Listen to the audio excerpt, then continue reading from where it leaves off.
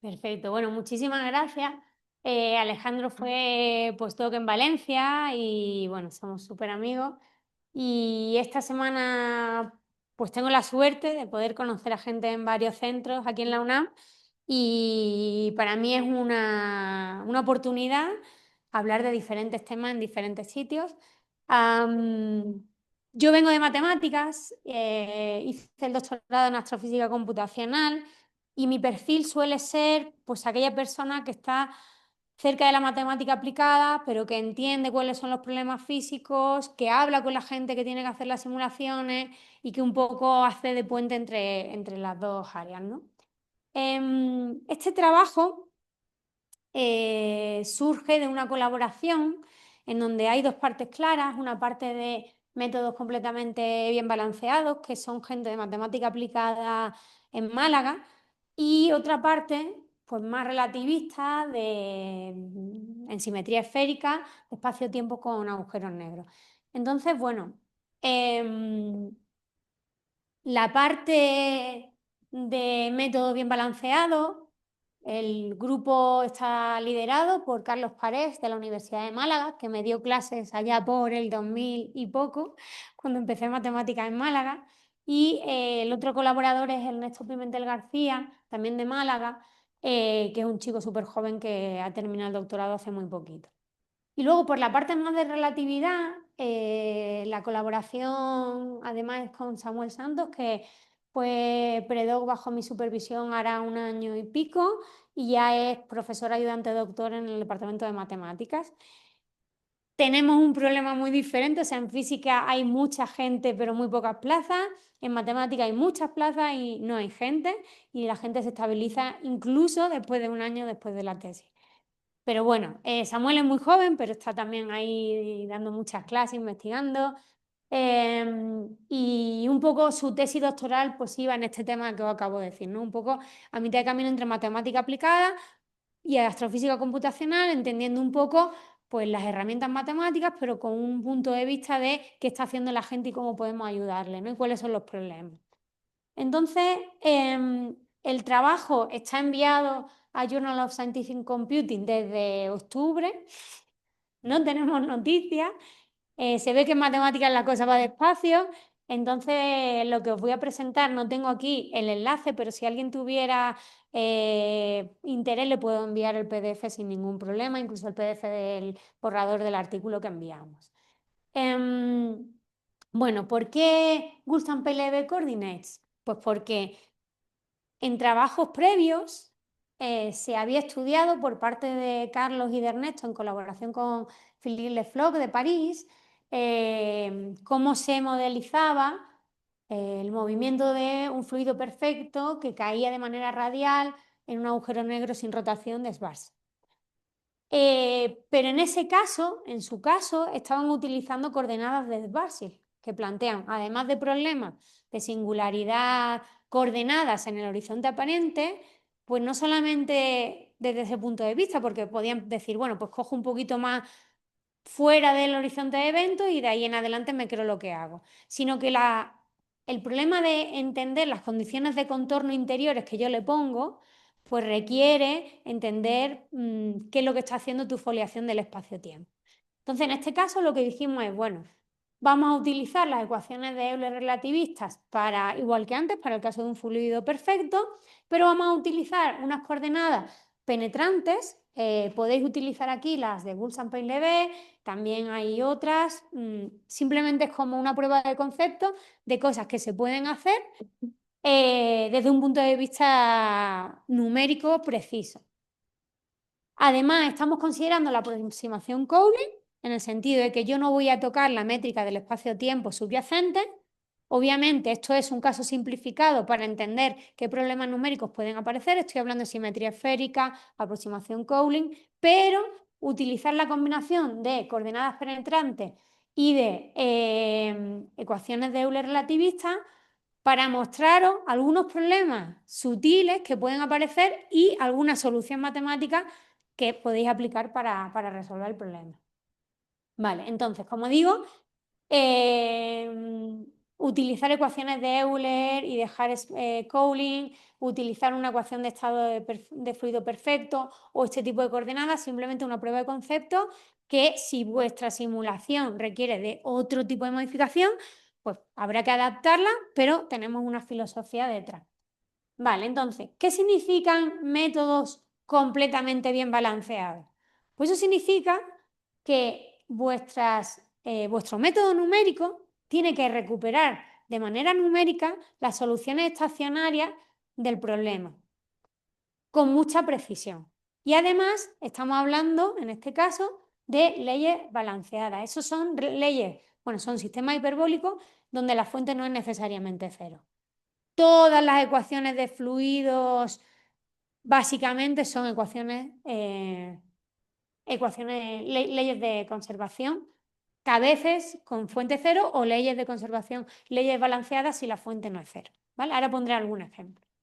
Entonces, como decía, previamente se habían aplicado con coordenadas de Schwarzschild que presentaban un problema físico, de entender que aquello no tenía sentido físico por las condiciones de contorno interior, y lo que en este caso, el elegir el fluido perfecto y las ecuaciones y estas coordenadas nos permite tener expresiones analíticas de las soluciones de las soluciones estacionarias del problema.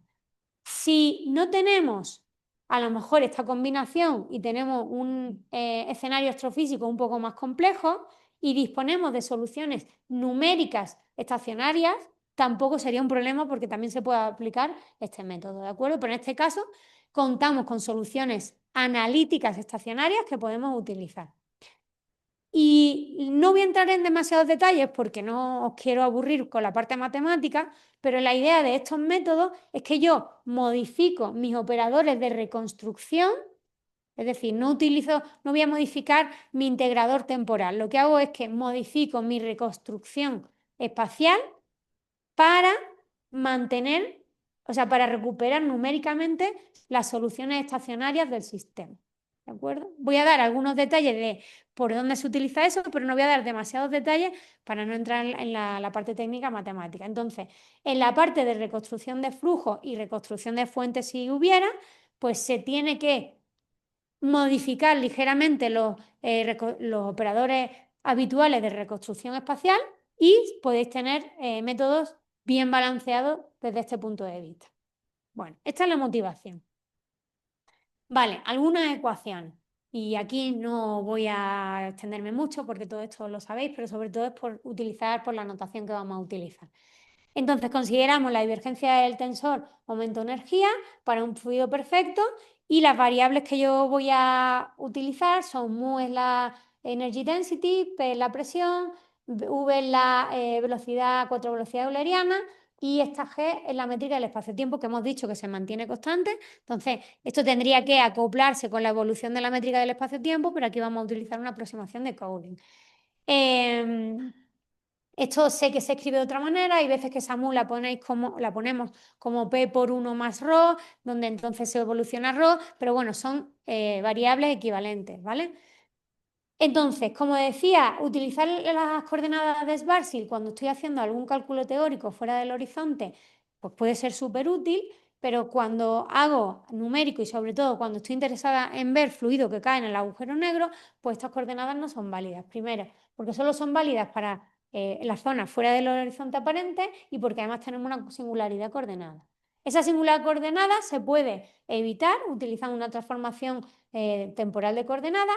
Esta variable t es lo que se llama el tiempo en las coordenadas de Poisson-Levé y con esta expresión explícita pues hacemos la conversión y el elemento de línea se puede escribir de esta manera. Estas son las coordenadas que yo voy a utilizar en este ejemplo. Si tenéis otro tipo de coordenadas que os guste más porque se adapta mejor al problema, probablemente se puede utilizar una filosofía parecida. De nuevo, aquí lo importante es que tenemos que conocer de manera analítica o numérica las soluciones estacionarias del problema, que si las sabemos, pues tocará hacer un cambio de coordenadas, pero en principio debería funcionar.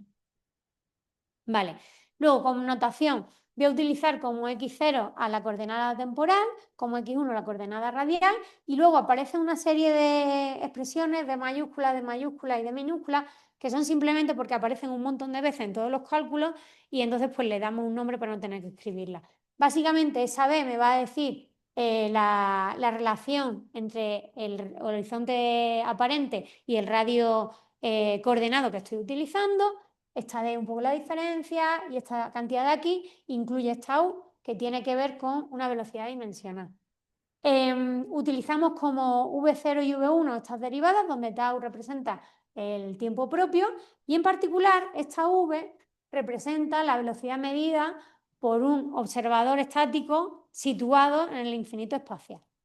Y luego, para básicamente tener en cuenta que estas dos cantidades no son independientes, porque tenemos una condición de normalización que el cuadrado de la velocidad es igual a 1, pues en realidad podemos tener solamente esta cantidad v como variable a considerar, que no es otra cosa que una velocidad efectiva, que es la única componente libre debido a la condición de normalización de la velocidad. Como además esto puede tener dimensiones y a los matemáticos no nos gusta demasiado poner dimensiones en los problemas, pues hacemos siempre cantidades adimensionales pues para un poco manejarlo. Entonces esta U no es otra cosa que esta V adimensionalizada sin C, la velocidad de la luz en el vacío. Bueno, con todo eso, todavía no hay ningún factor de Lorentz, pero debería aparecer en un momento dado. Esto viene dado por esta cantidad gamma, ¿vale? Entonces esta cantidad gamma se relaciona con esta cantidad V, que es una velocidad dimensional, y este factor, que no es otra cosa que es también una adimensión de la coordenada radial, que podríamos escribir de esta manera, y se puede comprobar que las componentes de la velocidad, cuatro velocidades lorentzianas, V0 y V1, tienen esta pinta, y esto sí que nos recuerda mucho a básicamente interpretar esa gama como el factor de Lorentz W, que se suele utilizar en otras notaciones, ¿no? Entonces esta diapositiva es simplemente para que todos más o menos tengamos en mente cuál es la notación que estoy utilizando. Si utilizáis otras variables, pues habrá que modificar el sistema, pero probablemente sea equivalente. Vale, entonces, esta variable gamma representa la velocidad medida por un observador inercial o sea, la velocidad medida por un observador inercial, y representa la velocidad relativa entre el fluido y un observador cayendo libremente en un radio fijo. Entonces, básicamente, el signo, además de que gamma sí que debería estar físicamente acotado en módulo por 1, el signo lo que me va a decir es si un observador en caída libre va más o menos rápido que el fluido que está cayendo en ese momento, ¿vale? La V1, si es negativa, sí que me representa que está cayendo el agujero negro. Bueno, simplemente por aclarar valores que luego van a salir. En realidad vamos a tener en las ecuaciones de Euler solamente la evolución de dos variables, que van a ser la variable mu asociada a una densidad y la variable gamma asociada a una velocidad. Podéis hacer otro sistema con variables equivalentes, ¿vale? Pero este es el ejemplo. Y todo esto es cierto porque introducimos una ecuación de estado, que es una relación que me cierra el sistema y que me relaciona la presión con las cantidades, en este caso con la mu o las cantidades termodinámicas del sistema, ¿vale? Bueno, entonces a partir de ahora, cuando hablemos de las ecuaciones de evolución, pues vamos a tener la evolución de mu como densidad y gamma como velocidad. Este es el sistema de leyes de balance, o sea, no sería una ley de conservación si S por igual a 0. Mis variables, como digo, mis variables físicas que estoy evolucionando serían la densidad, o sea, mu y gamma, pero como sabéis, cuando yo escribo mis ecuaciones como divergencia de un tensor momento-energía, pues no tengo evolución de esas cantidades, sino de otras cantidades que las llamamos variables conservadas. Pasar de las variables conservadas a las variables primitivas que a mí me interesan ni es sencillo, analíticamente no está garantizado, numéricamente no es sencillo, y no voy a hablar de eso, pero digamos que tiene todo detrás de cómo hacer ese tipo de recovery. Bueno, eso se le llama el recovery, ¿no? O sea, ir de las variables primitivas a las conservadas es una definición, pero ir de las variables conservadas, que yo estoy realmente evolucionando, a las variables primitivas, que son las que físicamente me interesan, pues puede haber un proceso. En este caso, es una ecuación de estado muy sencilla la que os voy a utilizar, que va a tener una velocidad del sonido constante para poder mostraros cosas, pero no me voy a meter en este berenjenal. Vale, bueno, y estas son las expresiones de los flujos y las expresiones de los fuentes, simplemente por completitud de que se puede escribir como lo que en matemáticas se llama un sistema de leyes balanceadas. ¿En el qué sentido? Pues cuando yo tengo estos flujos, si yo calculo los autovalores y los autovectores de esta matriz, tengo que los valores propios o autovalores son números reales y tienen el significado de a qué velocidad finita y real se está propagando la información en mi sistema, y los valores propios, también reales, si forman una base completa, me están diciendo en qué direcciones bien definidas e independientes se propaga la información. Y entonces, básicamente, tengo un sentido físico de lo que estoy haciendo. Vale. Vale, entonces, cuando yo hago eso, como decía, pasar de variables conservadas a primitivas no es trivial, pero matemáticamente, si tenemos esta condición, pues hay garantía de que el jacobiano tiene determinante diferente de cero y que al menos se puede hacer desde un punto de vista analítico, ¿vale? O sea, desde un punto de vista matemático. Que sea fácil o no, no lo sé. Entonces, en el caso en que yo os voy a presentar, voy a simplificar a tener una ecuación de estado donde tengo una velocidad del sonido constante. ¿Para qué? Pues para poder hacer todo de manera analítica y que cuando haga la parte numérica yo entienda que no me estoy inventando nada y que estoy haciendo las cosas como toca, ¿vale? Entonces, en ese caso, el recovery es explícito y yo puedo ir perfectamente de V0 a V1 a gamma y a mu sin ningún problema, ¿vale? En otro caso, si tuviera esta condición, sé que de manera matemática se puede hacer, pero numéricamente puede ser complicado hacerlo. Vale. Si yo en este caso pongo a cero los términos de la fuente y miro a ver cuáles son las estructuras de autovalores y autovectores de esos flujos, se puede calcular de manera explícita y los autovectores, o sea, los autovalores, os pongo solamente los autovalores por ir más rápido, en el artículo están todos los detalles, pues tienen esta expresión que están bien definidas y que no hay ningún problema.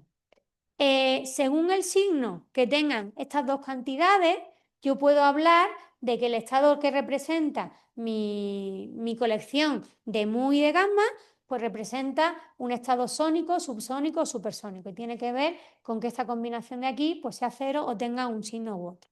¿Vale? Eso puede ser importante a la hora de cruzar, por ejemplo, los puntos sónicos. Sí, tiro hacia atrás. ¿Sabes que usted del sonido tú la defines como la parcial de la presión respecto de la variación de la presión? Exacto, sí. O sea, digamos que le llamo esta K que aparece aquí. Es solo una simplificación. O sea, en el artículo, por un lado, ahora os mostraré, se comenta cuáles son las soluciones estacionarias analíticamente en un caso general y se particularizan luego este caso. Sobre todo, esto lo voy a utilizar para enseñaros las simulaciones numéricas y que sea sencillito y que veamos que la cosa converge o no converge bien, no porque la ecuación de estado sea compleja, sino porque el método numérico está bien diseñado. ¿Vale? Pero estoy segura que estaréis utilizando otras ecuaciones de estado mucho más complejas que habría que, digamos, pensar todo esto. Como digo, en este caso, cuando estoy hablando de las ecuaciones de Euler en el espacio-tiempo de Schwarzschild en coordenadas Gurzham-Pauli-Levé, aquí no estoy imponiendo que la ecuación de estado sea de una determinada manera, se puede de manera analítica extraer las soluciones estacionarias del sistema, que tienen esta forma y que puede ser un poco raro, pero bueno, viene dado de manera implícita. En el caso en donde esta cantidad sea diferente de 1 y en el caso en donde esta cantidad sea igual a 1, pues hay que tener simplemente un poco de cuidado porque hay un montón de cantidades que aparecen, que esta cantidad aparece dividiendo y por eso matemáticamente diferenciamos. Pero bueno, aquí lo importante, ahora os enseñaré un dibujito que todo se entiende un poco mejor, es que de manera matemática podemos derivar y de manera analítica podemos derivar las soluciones estacionarias del sistema. Y como las sabemos, podemos ver si mi método numérico es capaz de recuperar o no cuando estoy cerquita o no tan cerquita de ellas. ¿Vale? Pero bueno, simplemente por la querías con. Bueno, si yo me particularizo al caso de ecuación de estado con una velocidad del sonido constante, K, que varía entre 0 y 1, tengo expresiones explícitas de las expresiones anteriores. Y son estas que pongo aquí arriba, ¿vale? Donde darle valores diferentes a C1 y a C2, pues me van a recorrer toda la familia de soluciones estacionarias del sistema. Y para que eso se vea de manera un poquito más visual, en esta gráfica aquí lo que tenéis en el eje horizontal es la coordenada radial normalizada, ¿vale? Adimensional. En el eje vertical lo que tenemos, vamos a dibujar la cantidad gamma. Si os dais cuenta, mu no tiene demasiado misterio porque podéis sacarlas aquí dividiendo simplemente todo el factor que tiene delante. Entonces, salvo que mu tenga una cosa especial, me voy a dedicar a enseñaros qué le pasa a la gamma en las simulaciones numéricas que os muestre. Esta línea de aquí representa el horizonte, la localización del horizonte de eventos. Esto sería dentro del horizonte y esto sería fuera del horizonte. Aquí, físicamente importante, como decía gamma, sí que tiene que estar acotada por 1, por eso va desde -1 a 1. Y lo que tenéis aquí, pues son, digamos, la representación gráfica para valores representativos de la cantidad C1, valores igual a 0, valores positivos, valores negativos, más o menos grandes, más o menos pequeños. Entonces encontramos esta línea negra de circulito, representa las soluciones sónicas del sistema. Luego tenemos las líneas en azul que representan soluciones supersónicas y las líneas en rojo que representan soluciones subsónicas. Además, por un lado, hay soluciones globales que pueden empalmar, digamos, la parte de dentro del horizonte con la parte de fuera del horizonte de manera suave, continua y diferenciable. Hay veces que tenemos, como os mostraré luego, por ejemplo, si cogemos esta línea de aquí, podría empalmar de manera suave y diferenciable con una de supersónica, sónica, subsónica, pero también podría empalmar con una continua pero no diferenciable, supersónica. Entonces tenemos una variedad de combinaciones que hay que tener en cuenta. Y luego, como veis, también hay algunas soluciones como estas de aquí que no son globales. Esta solución de aquí solo tiene un rango definido y llega a un punto en la parte radial donde la derivada sería infinito. Por eso solo están definidas algunas de manera local y otras de manera global. Sí, Néstor, por favor. Estoy tratando de una solución clásica muy famosa, la de Mitchell, parece. Es un flujo estacionario, esféricamente simétrico, un flujo de acreción, pues. Sí, sí, sí, sí, sí. Pues sería, sí, sería una de estas de aquí. Y os voy a enseñar alguna simulación numérica. Es como, a ver, la línea amarilla es la línea esta un poco rara que había que separar numérica, o sea, matemáticamente, pero que se ve aquí que cuadra perfectamente con el resto de soluciones. Aquí un punto interesante es que este valor, si gamma es igual a 1 en el horizonte aparente, eso no debería tener sentido físico, porque es como si el fluido se moviera a la velocidad de la luz en el vacío, con lo cual esto lo hemos incluido, todas las soluciones que pasan por aquí las hemos incluido por completitud matemática, pero no tendrían el sentido físico de un fluido que está cayendo. Podrías incluso empalmar con continuidad y diferenciabilidad, pero o sea, no tendría sentido físico porque necesitaría energía infinita, al menos en ese punto, ¿vale? Pero todas las soluciones que no pasan por ahí y que son globales, es decir, esto por ejemplo es local, pero a partir de esta solución de aquí y aquí para abajo, son soluciones de fluido que está cayendo en el agujero negro en simetría esférica, pero de manera estacionaria. Y que tienen, vamos a decirlo, si yo me fijo en esta cantidad de aquí, diferentes velocidades de acreción en la localización del horizonte de eventos. Puedes calcularlo, o sea, tienes la expresión exacta y podrías calcularlo. Esto fue importante en diferencia con el trabajo anterior de Schwarzschild, porque yo aquí tiene sentido que ponga condiciones de frontera de más o menos velocidad del fluido, porque tengo coordenadas que penetran el horizonte y que me permiten establecer aquí condiciones de contorno razonables. Entonces fue como muy bonito decir, o sea, no me tengo que quedar fuera del horizonte, puedo calcular, pues no sé, por ejemplo, si estoy pensando no en 1D, pero en 2D, en todos los de acreción a agujeros negros y acreción de material, pues este tipo de filosofía podría entrar por ahí y matemáticamente estaría bien definido. Exacto, R igual a 0 es la localización del agujero negro, del centro del agujero negro. R igual a 1 es el horizonte de eventos. Esta parte causalmente desconectada con esta de aquí. Exacto, por eso aquí todo, o sea, digamos que lo que sí que tiene sentido desde el punto de vista matemático es de R estrictamente positivo, pero sí que somos capaces de entrar dentro del horizonte aparente sin ningún problema numérico, ¿vale? No quiero entrar en muchos detalles, pero por ejemplo aquí es un poco crítico. Estas soluciones de aquí serán, digamos, las más suaves, pero incluso podemos jugar con estas soluciones que cruzan los puntos sónicos, que pasan de subsónico a supersónico o no, y numéricamente no es trivial que eso funcione bien en tu método numérico, ¿no?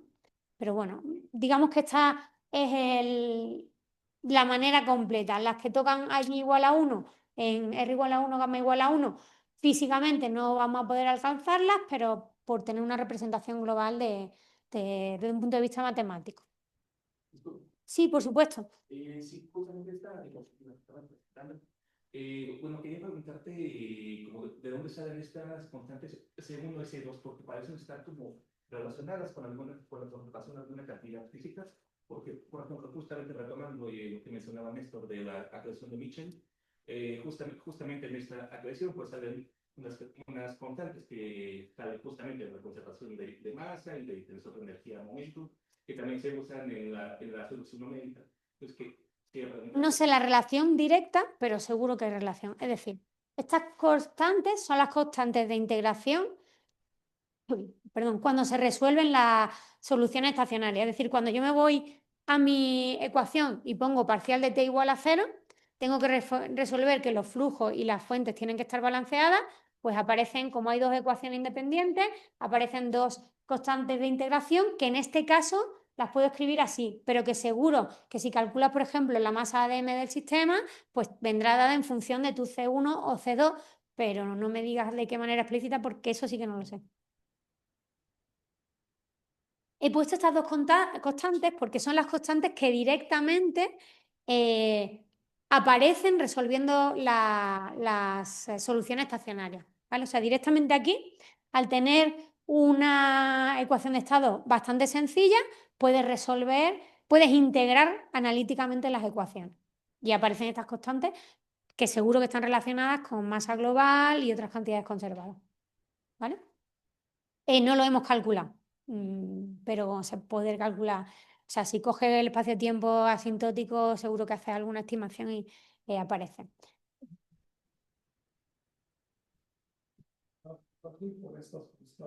Sí, la relación es básicamente que si esta vez tiende a 0, conforme yo me aleje, voy a recuperar Schwarzschild porque en realidad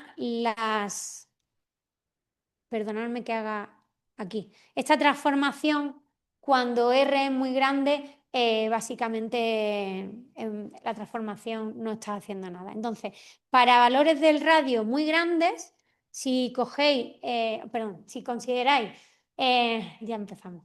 Si consideráis esta gráfica porque se puede obtener cuando estoy utilizando coordenadas de Schwarzschild, no voy a tener esta región porque no voy a poder penetrar en el horizonte, pero para valores grandes del radio, las dos gráficas son similares.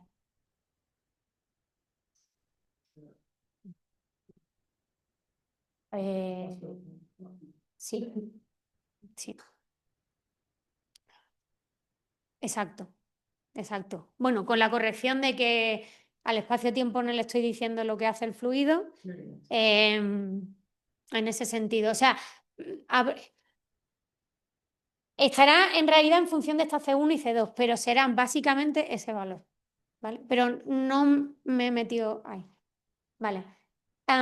Y luego, como veis, variar, o sea, la magnitud de esta constante no quiere decir que las curvas estén lejos o cerca, sino simplemente recorrer todos los posibles valores, ¿vale? Vale, muy bien. Como digo, y esto es resumen de lo que he contado antes en la diapositiva, pero como la gráfica ocupa todo, pues en un lado pongo la gráfica y aquí repito las conclusiones rápidas. Aparecen soluciones globales fuera del horizonte para este rango de parámetros, digamos para un rango, no importa qué significa esa phi ahora. En el caso en que yo tenga valores dentro de este intervalo, la solución es siempre supersónica, que son esas curvas azules que veíamos por la parte inferior de la gráfica. En el caso que estoy en los extremos de este intervalo, la solución estacionaria pasa de supersónica, cruza un punto sónico y luego vuelve a ser subsónica, que es esta que cambiaba de color que os he comentado. Fuera del horizonte aparente tenemos soluciones estacionarias que no son globales, que son estas curvitas que solo estaban definidas en un intervalo finito, o sea, finito, no llegaban a tocar el horizonte aparente, y solamente soluciones estacionarias supersónicas se pueden construir de manera global dentro del horizonte. Y bueno, esto hay que tener cuidado porque, digamos, no tiene sentido físico, pero matemáticamente se incluye por completitud de la gráfica. Vale, voy a hablaros ahora de manera, pero súper general, de qué van estos esquemas completamente bien balanceados. En el artículo están todos los detalles de cómo se implementa.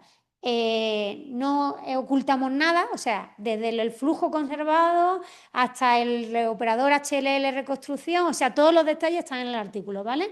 Pero no quiero aburrir a la gente con cuestiones demasiado técnicas y lo que voy a intentar es daros un poco la idea de qué es lo que hay detrás de esta idea. La gente de Málaga son unos pioneros en el desarrollo de estos métodos desde hace décadas, la han aplicado en sistemas geofísicos y bueno, como tienen contactos ahora en la parte relativista, pues estamos ahí intentando ver si estas cosas se pueden combinar de manera efectiva.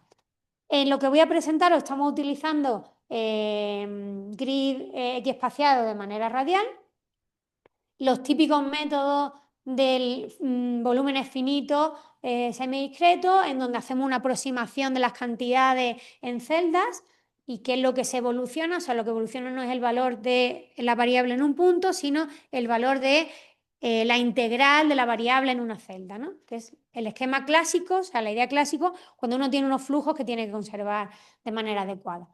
Se utilizan flujos numéricos consistentes y seguro que todos conocéis muchos, pero el HLL, por ejemplo, pues el que nosotros vamos a utilizar.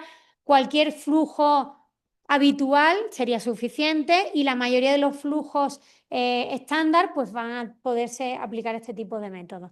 La idea es que cuando hacemos la reconstrucción de alto orden o de bajo orden o del orden que sea del operador, la reconstrucción espacial del operador, modificamos ese operador para incluir esta propiedad.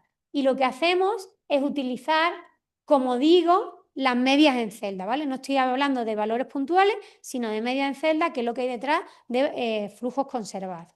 Entonces, lo que hago es que esos operadores de reconstrucción los modifico. ¿Para qué? Pues para que cualquier solución estacionaria continua, no necesariamente diferenciable, ¿vale? Si hay algún choque, o sea, si hay algún punto, por ejemplo, que tenga un pico, vamos a poder recuperarlo, no hay ningún problema, pero vamos a garantizar, modificando el operador de reconstrucción, que cualquier solución estacionaria continua la voy a poder recuperar. Como le decía Alejandro antes de empezar la charla, me encantaría que todos los códigos numéricos que hacen evolución, el primer test fuera que recuperan la solución estacionaria.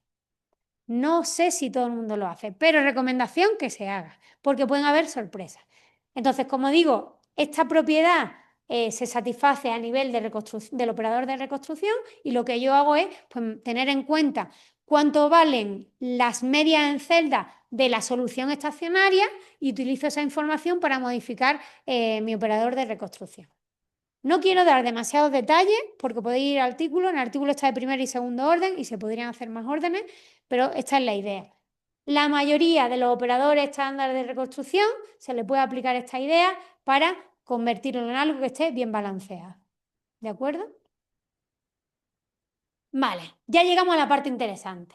En lo que os voy a presentar ahora hemos utilizado orden 1 y orden 2 de esquemas completamente bien balanceados, teniendo en cuenta la ecuación de estado donde la velocidad del sonido es constante y yo tengo todo analítico y puedo de verdad poner a prueba mi método numérico con garantía. Por ejemplo, si estoy en el caso de ser un ejecuta de segundo orden, pues una reconstrucción mismo de la que se está utilizando. O sea, cosas de verdad bastante habituales para la gente que hace evolución de fluidos. Además, hay veces que se necesita hacer algo un poquito más sofisticado y en un momento dado, si llego al final y si me quedo sin tiempo me avisáis, ¿vale? Y no muestro todos los resultados numéricos. Hay veces que se necesita incluir una limitación suave en el operador de reconstrucción en el caso en el que yo estoy pues pasando soluciones que cruzan un punto sónico, ¿vale? Pero esto solamente hace falta para algunas simulaciones un tanto más delicadas. Algo menos preciso se puede hacer y se está haciendo. Por ejemplo, la gente del grupo de Michael Dumser en Trento, en Italia, está simplemente cogiendo la solución estacionaria y en vez de meter directamente la evolución de mi ecuación mi ecuación hiperbólica, digamos con fuente, lo que hace es que resta flujos y resta fuentes de las ecuaciones estacionarias. Que es un poco decir, bueno, estoy poniendo 5, menos 5 y menos 5 a ambos lados de mi ecuación. Entonces, analíticamente no estoy alterando la ecuación y lo que hago es que en vez de evolucionar mi variable, lo que evoluciona es la variable diferencia con la solución estacionaria. Pero eso está bien, puede estar bien, pero eso no te garantiza que cuando tú haces la reconstrucción, el operador de reconstrucción, vas a de verdad cumplir la solución estacionaria, ¿vale? Entonces, se pueden hacer cosas menos precisas y a veces funciona, pero a veces pues estás perdiendo un poco de información. Vale. No voy a dar más detalles. Si alguien quiere, pues se va al artículo y yo hoy no mato a nadie de detalles matemáticos, pero es muy rigurosa la derivación y de verdad está todo y decimos todo lo que utilizamos en el artículo. Pero bueno, después de todo esto, todo el mundo lo que lleva esperando media hora, que son las simulaciones numéricas y a ver si esto funciona y por qué funciona mejor que otras cosas. Tengo varios tests. No tengo reloj porque se me quedó sin pila, entonces más o menos me decís si me voy quedando sin tiempo y os presento más o menos resultados.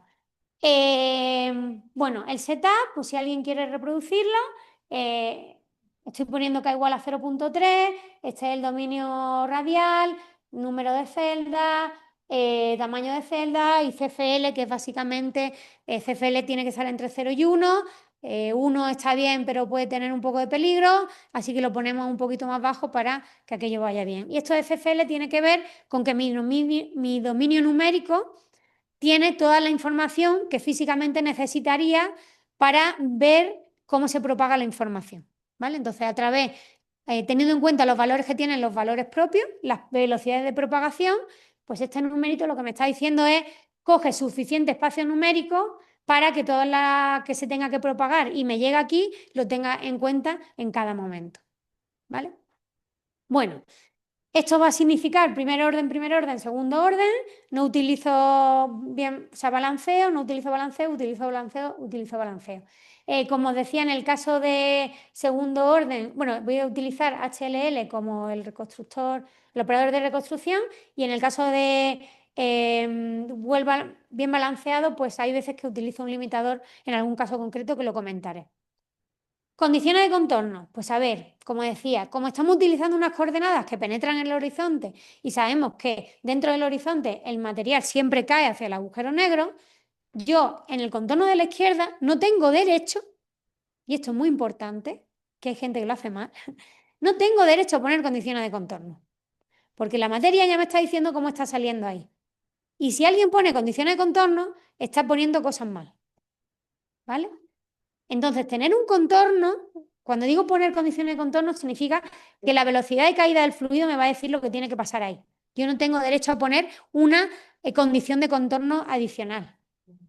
Sin embargo, en el otro lado, o sea, básicamente lo que digo aquí, ¿vale? Los valores propios son negativos, la materia está cayendo y cómo cae la materia me está diciendo cómo debería de tratar ese contorno interior o contorno a la izquierda. Para el contorno de la derecha se impondrán cuando haga falta y ahora me entenderéis, pero básicamente es que si yo quiero recuperar una solución de equilibrio, pues pondré en este contorno lo correspondiente a esa solución de equilibrio para ver si mis variables se ajustan o no se ajustan a la condición de contorno consistente, ¿vale? Entonces esto lo comentaré en cada caso. Sí, claro. Sí, sí. CFLs para determinar los pasos de tiempo. Efectivamente. Pero ¿qué es qué tiempo? ¿Es un gran DT que nos definiste al principio? Sí, yo creo que os lo pondré en las soluciones aquí, ¿vale? Pero son pasos de tiempo, básicamente los pasos de tiempo totales van a venir dados porque la solución se equilibre.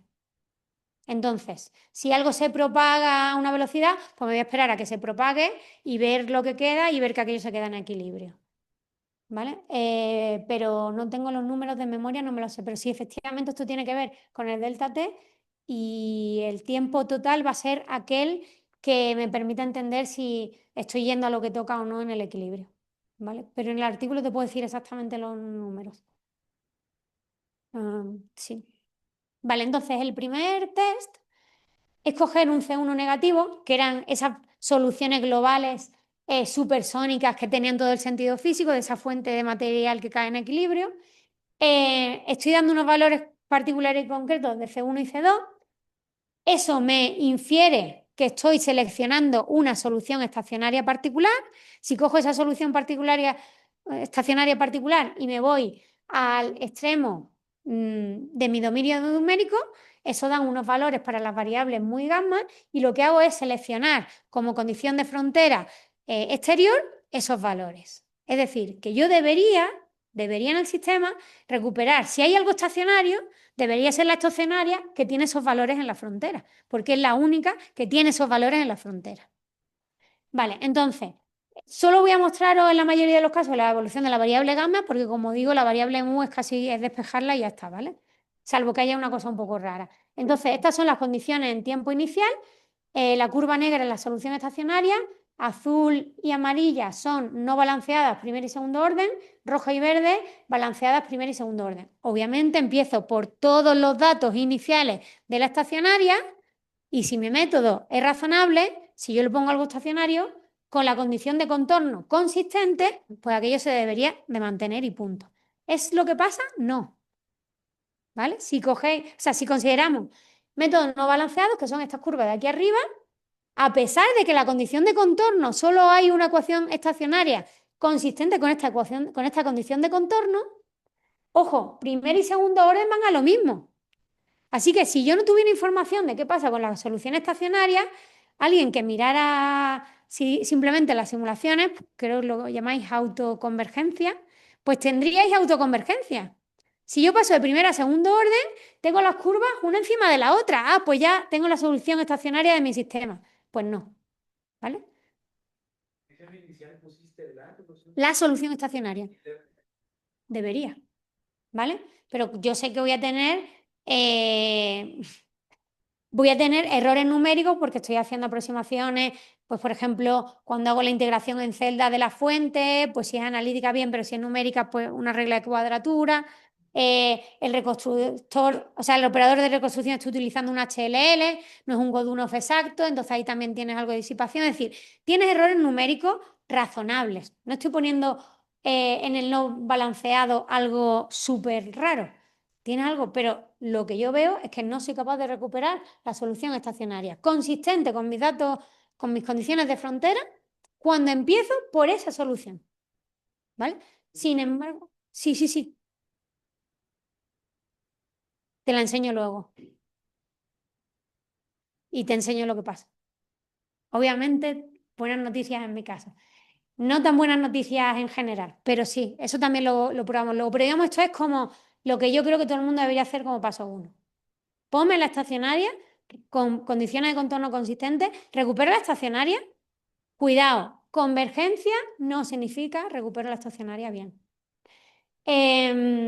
Y si voy, esto es paso de tiempo 5 y esto es paso de tiempo 20. Entonces vemos que realmente parece que está encontrando como un equilibrio, pero no es el equilibrio de la solución estacionaria analítica que he derivado de mi sistema.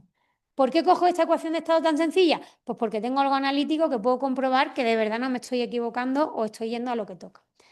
Los errores en este tiempo final t igual a 20, tengo convergencia en todos los casos. Tengo convergencia en todos los casos, pero no a la solución que toca. Entonces, en el caso de los sistemas balanceados, los errores pues van el orden 10 elevado a menos 11, menos 13, depende de la variable. En el no balanceado, o sea, estos errores simplemente es que no estoy en la solución que toca. Y sí tengo convergencia. Cuando pase de primera a segundo orden o cuando considero paso de tiempo más pequeño, tengo convergencia, pero no a la solución que debería de mi sistema. ¿Vale? Bueno, si considero soluciones globales supersónicas con el C1 negativo, bueno, básicamente todo esto se recupera.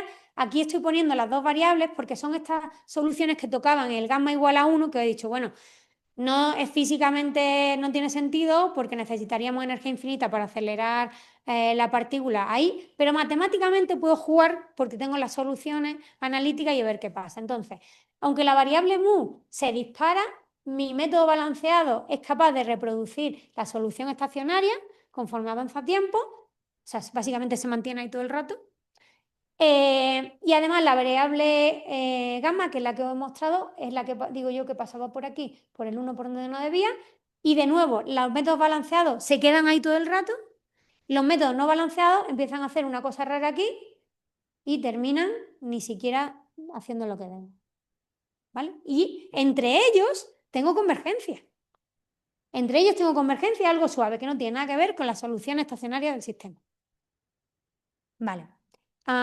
Y como digo aquí, las condiciones de contorno exteriores son las de la solución estacionaria, y aquí la parte numérica más difícil es que tengo una variable que no está acotada y que en principio podría dar problemas, pero no lo da.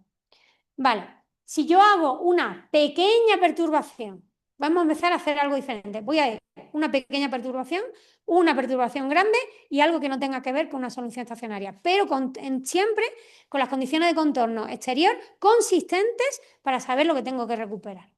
En el caso de que perturbo ligeramente, lo que me refiero es que estoy incluyendo una perturbación de este orden, ¿vale? Dos órdenes de magnitud de la variable.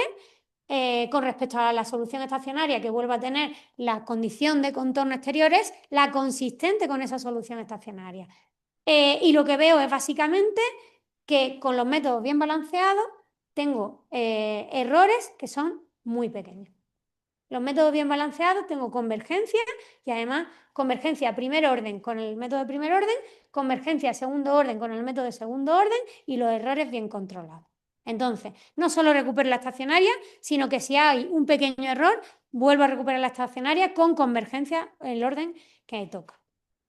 Bueno, esto es más para los matemáticos que para los físicos, pero la interesante para mí, que puede pensarse en, yo tengo una creación estándar, o sea, estable, estacionaria, y de repente tengo, pues no sé, un poco de sobredensidad que cae al agujero negro, no debería alterar la solución estacionaria cuando esa sobredensidad cae.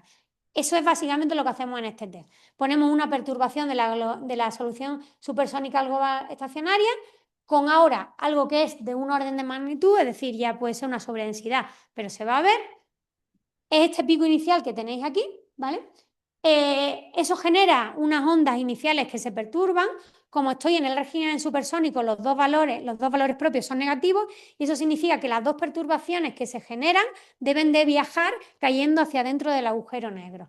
En este caso, viajando hacia la izquierda. Y lo que debería pasar, si yo estoy haciendo las cosas bien con el método balanceado, es que esas perturbaciones caen, pero una vez que caen, recupero la solución estacionaria que toca. Y es lo que pasa. Entonces, eso te da una garantía que lo que tú estás evolucionando son las diferencias, no es la solución estacionaria intrínseca que estás considerando debajo.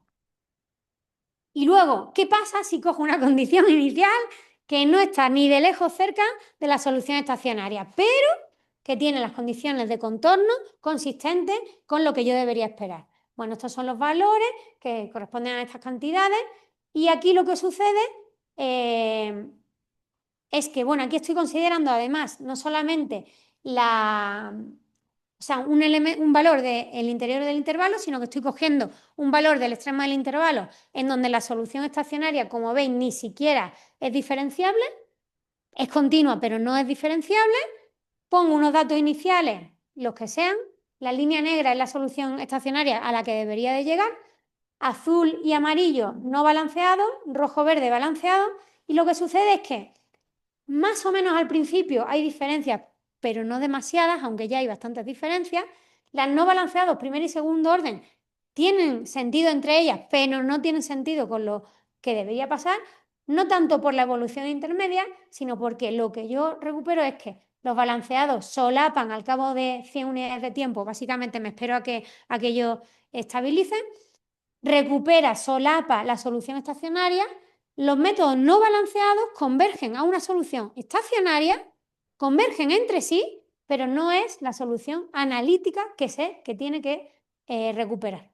Entonces, mucho cuidado con tener convergencia con datos iniciales, o sea, con condiciones consistentes, conocer la información del sistema me da mucha información, mucha utilidad, es muy útil para saber si estoy resolviendo numéricamente bien o no. En este caso, los datos iniciales incluso están lejos de la solución estacionaria. Sí, sí, sí. Un poco más, tiene que ver con la hipervelocidad del sistema, tiene que ver con el método de discretización del sistema. O sea, no balanceado significa que tú no estás tocando el operador de reconstrucción una vez que utilizas el HLL o el Godunov, ¿vale? Digamos lo clásico. Bien balanceado significa que una vez que haces la reconstrucción del operador, modificas, o sea, no lo tomas directamente el HLL, sino que lo modificas ligeramente con la información de las soluciones estacionarias del sistema para que tú recuperes soluciones estacionarias. Entonces, digamos que lo no balanceado es lo que clásicamente está haciendo la gente. Cuidado, porque si hay soluciones estacionarias que son importantes, y por ejemplo en acreción de flujo creo que las hay, o sea, estas soluciones estacionarias donde yo veo sobredensidades y demás, si no le pongo bien balanceado, no tengo garantía de recuperación de la solución estacionaria, porque mi operador de reconstrucción no tiene la información de las soluciones estacionarias. Y puede haber una desviación importante. Bueno, importante. Para mí esto es importante, no sé físicamente, pero para mí lo es. Sí, pero puede ser soluciones analíticas o numéricas, expresiones analíticas o numéricas de la solución estacionaria. Por ejemplo, en un sistema físico, pues quizás no todas las soluciones estacionarias, pero al menos las simétricamente esféricas, que te den un poco de consistencia global de que no estoy haciendo barbaridades. O al menos en mi punto de vista, ¿eh? Cuando yo pienso en esto en casos más complejos, no pienso en todas las soluciones estacionarias, pero al menos los que tengan simetría esférica. Creo que sería importante tener esto en cuenta. Siempre que existan. Sí. Perdona, en este ejemplo tengo los detalles en el artículo, pero digamos, las líneas amarillas y azules utilizan un HLL y las otras utilizan HLL más información de las medias en celda de la solución estacionaria para hacer como una especie de corrección, ¿vale? Pero de una manera un poco fina, no es simplemente restar flujo y restar fuentes, porque entonces no recuperaría a nivel de operador de reconstrucción. Lo haces de manera un poco fina. Pero utilizas la filosofía del HLL y las medias en celda de la solución estacionaria, ¿vale? Los detalles están en el artículo porque hay que hacer un poco algunos pasos, pero vamos. Si queréis esto me lo salto, pero bueno, básicamente es que cuando tenemos algunos casos iniciales un poco más delicados, pues hay que utilizar algún limitador. Entonces simplemente es que si yo cojo la solución anterior, pero estaba perturbada, o sea, estaba aquí abajo, eran valores negativos. Si yo cojo la solución inicial con una amplitud muy grande, pues si no utilizo este tipo de limitador, me pueden aparecer ondas de choque que no deberían de aparecer en la solución estacionaria, ¿vale? Pero esto es un detalle un poco técnico que si alguien, esto es básicamente por si alguien se encuentra una onda de choque propagándose donde no está, a ver si tenemos simplemente que tener un poquito de cuidado con limitar ese operador de reconstrucción, ¿vale? Y sobre todo con deciros que hay cosas finas de matemática aplicada de flujos que se pueden combinar con espacios-tiempo relativistas. O sea, el que hagamos física relativista no significa que tengamos que hacer matemática del colegio. Y luego, si yo esto lo hago, por ejemplo, combinando no solamente que toda la solución estacionaria es supersónica, sino que tiene un punto de transición que pasa de supersónica a subsónica a través de un punto sónico, de nuevo no tengo ningún problema. Esto es en el caso en que la curva era suave y continua. Todo empieza con los datos iniciales que deberíamos mantener En el caso de no bien balanceada, se va a una cosa que no tiene nada que ver. Y en el caso de bien balanceada, eso se recupera, o sea, mantengo la solución estacionaria a orden máquina casi. Entonces, digamos que el esfuerzo que tú haces en el operador de reconstrucción es poco para la precisión, para el nivel de precisión numérica que yo estoy imponiendo. Y realmente lo que estás haciendo es resolver qué le pasa al equilibrio, no el equilibrio en sí. Vale. Podéis hacer lo mismo perturbando esa solución que pasa de supersónica a subsónica. Esta línea aquí amarilla, naranja, es básicamente el punto en donde se produce el cruce de supersónico a subsónico. Ponemos una perturbación que, como está en el lado subsónico, pues una parte irá a la izquierda y la otra a la derecha. Por eso tenemos dos perturbaciones que en este caso sí que van a direcciones diferentes.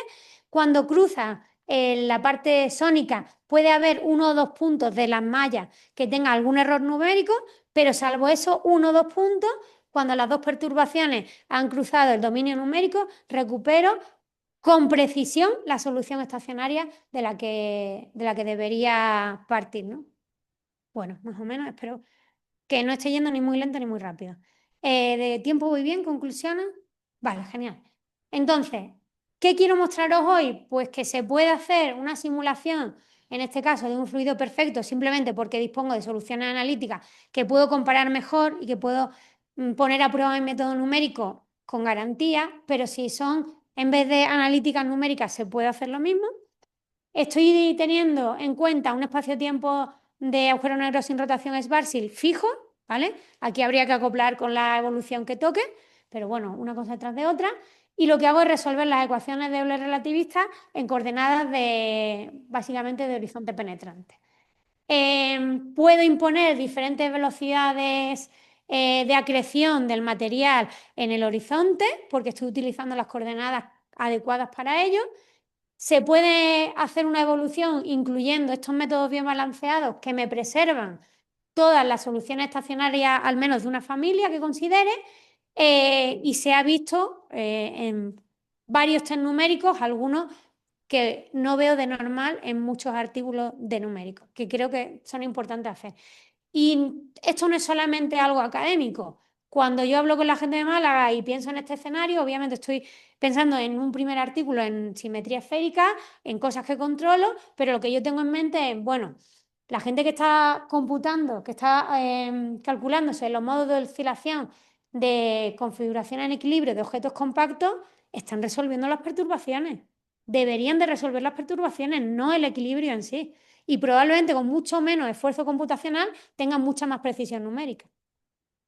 ¿En qué estoy pensando también? Pues incluso en cosas de tipo agujero negro con pelo o campos escalares, PROCA, este tipo de cosas, ahí se están derivando soluciones de equilibrio y se está ahora discutiendo la estabilidad de esos sistemas. Pues a lo mejor utilizar unos métodos que tengan en cuenta esas soluciones de equilibrio me van a corregir potenciales errores numéricos a la hora de decir que esa solución es estable o no. A lo mejor es estable, pero tu método numérico no es el adecuado. Y pongo estas dos cosas porque creo que son escenarios que más o menos gente que me está escuchando le puede interesar, ¿vale? Obviamente, esto que he presentado es muy académico o un poco académico, pero al menos en estos modos de equilibrio, si yo me fijo en las soluciones estacionarias con simetría esférica, ya estaría haciendo mucho. Porque, por ejemplo, en el caso de campo escalar, incluso simetría esférica, hay discusión de si aquello es estable o no estable. Y bueno, por supuesto, esto es simetría esférica, estaría mejor ir más allá de simetría esférica, estoy pensando en discos de acreción y esto habría que acoplarlo con la evolución del espacio-tiempo, pero vamos a intentar hacer cada cosa por separada con cierta garantía. Y con esto ya he terminado, así que simplemente muchísimas gracias por toda vuestra atención.